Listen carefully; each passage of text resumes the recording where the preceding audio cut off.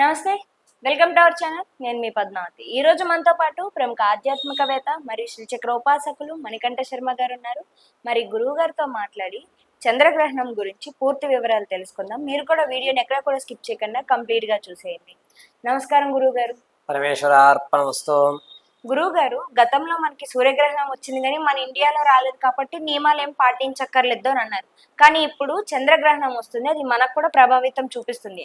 అసలు ఏ నక్షత్రంలో వస్తుంది, ఏ ఏ నక్షత్రాలు ప్రభావిత పడతాయి అంటారు, ఎటువంటి జాగ్రత్తలు తీసుకోవాలి, అన్నిటినీ మించి ఈ గ్రహణానికి అంత పట్టు లేదో అంటున్నారు. మరి ఉందంటారా లేదంటారా? అసలు సాధకులకు గాని గర్భిణీ స్త్రీలు గాని చాలా జాగ్రత్తగా ఉండాలి. గ్రహణాలు ఎప్పుడు కూడా పట్టు లేదు అనేటువంటి మాట ఉండదు. గ్రహణము అనేటువంటిది అనుష్ఠాన పరులకి అత్యంత అద్భుతంగా ఉపయోగించేటువంటి ఒక విషయం. ఒక్కసారి జపమాల అంటే 108 సార్లు మంత్రం చేస్తే ఎంత ఫలితం వస్తుందో, ఒక మాల సాధన అంటే ఈ యొక్క గ్రహణాల్లో చేస్తే ఒక మాల తిప్పితే 10 మాలలు తిప్పినంత ఫలితం కలుగుతుంది.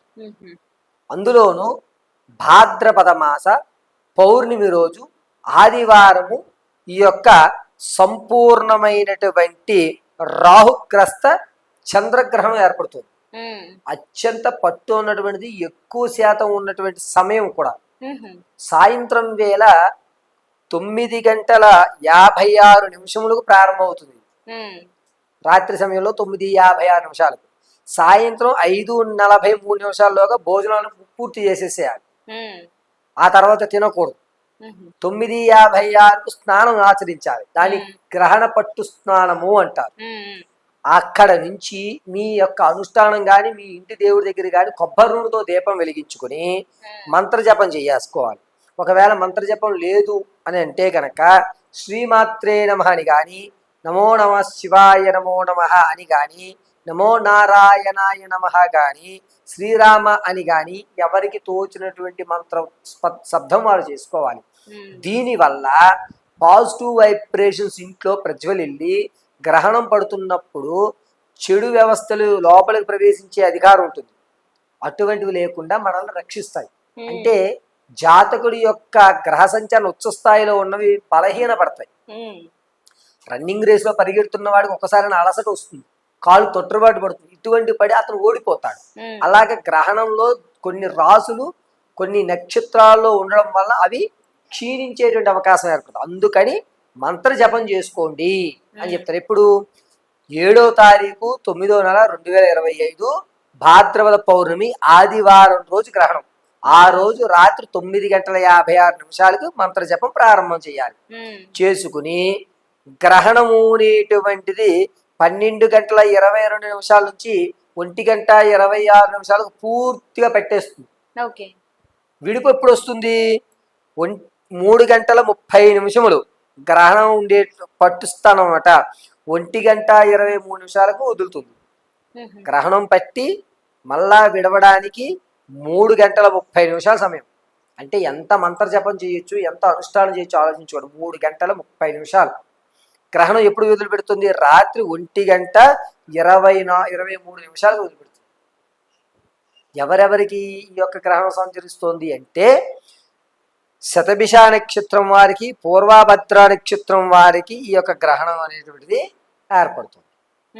అందులోనూ కుంభరాశి వారు ఖచ్చితంగా ఆదివారం రోజు గ్రహణం అయిన తర్వాత రోజు అంటే సోమవారం రోజు మీ దగ్గరలో ఉన్నటువంటి దేవాలయానికి వెళ్ళి నువ్వుల నూనె, అదేవిధంగా బియ్యము, ఉప్పు, పెరుగు, చింతపండు, బెల్లము, వస్త్రము ఈ 7 దానం చేయాలి సోమవారం రోజు. కుదిరితే మహన్యాసపూర్వక రుద్రాభిషేకం చేయించండి, లేదా ఏకరుద్రాభిషేకం చేయించండి. లేదు అంటే కనుక కేవలము స్వామివారినే చెంబు నీళ్లు పోసి నమస్కారం చేయండి. గర్భిణీ స్త్రీలు కానీ ఎవరన్నా సరే సాయంత్రం వేళ 5:54 అన్ని తినే పదార్థాలు తినేయాలి. జ్యూసులు తాగొచ్చు, ఇప్పుడు తర్వాత నుంచి జ్యూసులు తాగొచ్చు, కొబ్బరి నీళ్ళు, టీ, కాఫీలు, బూస్ట్లు ఇటువంటివి తాగొచ్చు. తినే పదార్థాలు తినకూడదు. గ్రహణ సమయంలో ఈ యొక్క ఘనాలు విజృంభిస్తూ ఉంటాయి కాబట్టి గర్భిణీలో ఉన్నటువంటి శిశువు ఇబ్బంది కలుగుతూ ఉంటుంది. చెడు సంబంధించిన శబ్దాలు శిశువులు వింటారు. అంటే అలజళ్ళు, ఎవరో ఉన్నట్టుగా, ఏదో కదులుతున్నట్టుగా గర్భంలో ఉన్న శిశువుకు తెలుస్తుంది. అందుకని గర్భిణీ స్త్రీలు బ్రాహ్మణోత్తముల దగ్గర, అంటే మాలాంటి వాళ్ళ దగ్గర దర్భ దొరుకుతాయి. ఆ దర్భ ఉదరానికి అంటే పొట్టకు కట్టు వేసుకుని ఒక బట్ట కట్టేసుకుని మీరు ఉండొచ్చు. గ్రహణం అయిన తర్వాత మళ్ళా స్నానం ఆచరించి ఈ 3 గంటలు దీపారాధన వెలుగుతూ ఉంటే పర్వాలేదు. వెలగకపోతే మళ్ళా వెలిగించుకుని ఒక నమస్కారం చేసుకుని నిద్రించాలి. ఈ గ్రహణము అనేటువంటిది చంద్రగ్రహణము శుక్రుని నీచంలో చూస్తుంది. శుక్రుడు రాక్షసులందరికీ కూడా అధిపతి, గురువు. రాక్షసులందరికీ గురువు శుక్రాచార్యుడు. అటువంటి శుక్రుడు నీచ స్థానంలో చూస్తోంది కాబట్టి కుంభరాశి వారికి గ్రహణం అయిన తర్వాత నుంచి కొంచెం ఇబ్బందులు కలుగుతూ ఉంటాయి. ఆర్థికంగా ఇంతకు ముందు నెగ్లెజెన్సీ చేసిన రోగం ఏదైతే ఉందో అది పునరుద్ధరీకరణ ఇచ్చేటువంటి అవకాశం కలుగుతుంది. కాబట్టి గ్రహణం అనేటువంటి సమయంలో అనుష్ఠానం అన్నా చేయాలి, ఇంట్లో దైవనామస్మరణ అన్నా చేసుకోవాలి.